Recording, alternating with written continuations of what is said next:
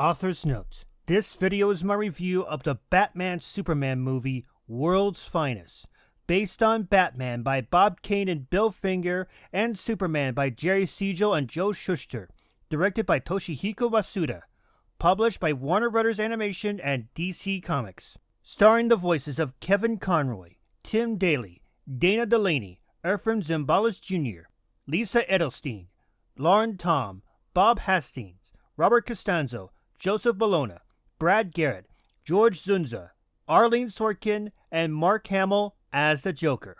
Rated TV PG. This review is dedicated to the memory of Arleen Sorkin, the original voice of Harley Quinn. Joker. Lexi, old kid, do I have a deal for you?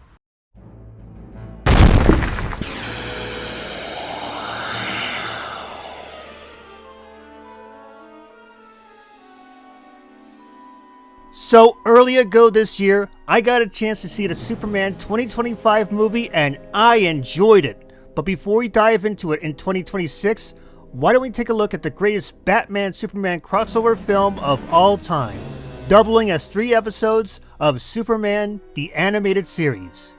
Desperate to make a ton of money, the Joker swiped a kryptonite statue of a dragon with the intent of killing Superman with it, forming an alliance with billionaire Lex Luthor. The Dark Knight must form an uneasy alliance with the Man of Steel and put a stop to the Clown Prince of Crime in Metropolis.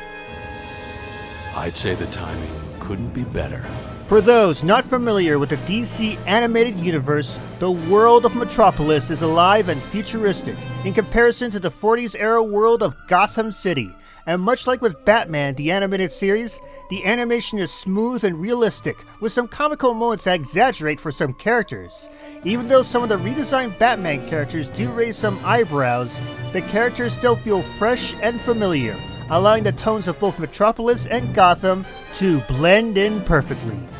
This is what peak 90s animation was like, folks. I heard you were crazy. I didn't think you were stupid.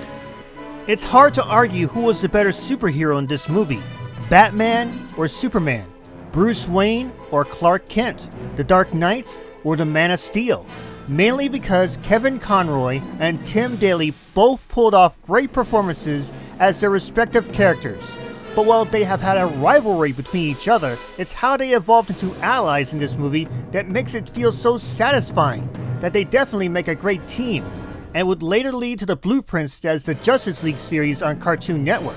This is how great moments start. So when were you gonna tell me? The honeymoon? Normally, I'm not a fan of romance in a cartoon, but I wound up enjoying Lois Lane's side story, where she fell in love with Bruce Wayne and started dating the billionaire from Gotham City. I think the reason why I loved this moment was because of her reaction after she learned that Bruce Wayne and Batman were the same person, and it led to a huge amount of heartbreak from the Daily Planet journalists. I felt really sorry for Lois Lane after all she went through, where she thought she found her dream boat, and it turned into a tragic nightmare. That's what I call a real ship sinking. More powerful than a locomotive, and just about as subtle.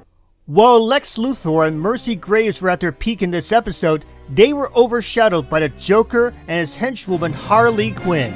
Even with the odd choice of redesign, the Clown Prince of Crime stole the show at every moment in this film, from throwing Bruce Wayne off a building to torturing Superman with an electric joy buzzer.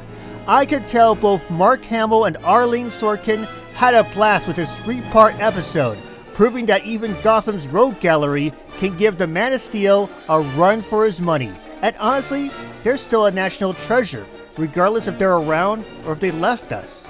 How you doing, Slugger? A-okay, Mr. J. Yes, it's a Superman the Animated Series 3-parter, but the Batman-Superman movie World's Finest brought up the best in The Dark Knight and The Man of Steel, proving how great the DC animated universe is, was, and will be. If you're new to the DCAU, I recommend checking out this film so you can get a taste of what both iconic superheroes are truly like.